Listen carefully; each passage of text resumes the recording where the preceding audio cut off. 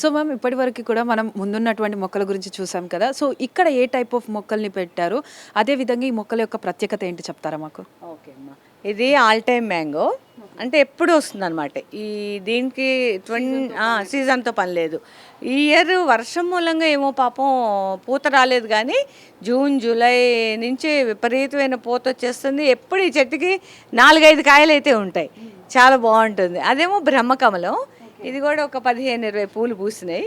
కానీ ఈసారి ఈ వర్షం చాలా మమ్మల్ని ఇది చేసింది అనమాట, డిసప్పాయింట్ చేసింది. మొగ్గలు వచ్చినాయి, కొన్ని రాలిపోయినాయి, కానీ నిలిచాయి. కొన్ని అయితే పూలు పూసాయి, చాలా బాగున్నాయి. ఇది వచ్చి మోసంబి అంటారు, బత్తాయి అంటారు కదా, అది. ఇది వచ్చేమో పీనట్ బటర్. ఇది కూడా పోత వచ్చింది, కాయలు ఒకసారి కాసింది. ఇది వచ్చి పనస చెట్టు ఉంటే మంచిది అన్నారని వేసుకున్నాను అనమాట ఇంట్లో.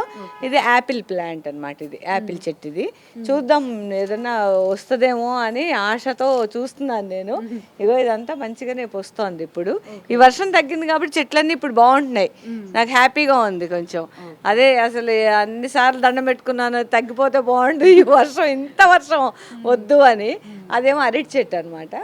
బయట మాకు బ్యాక్ సైడ్ కూడా జాగా ఉంటే దాంట్లో కూడా కొన్ని ప్లాంట్స్ పెట్టుకున్నాం.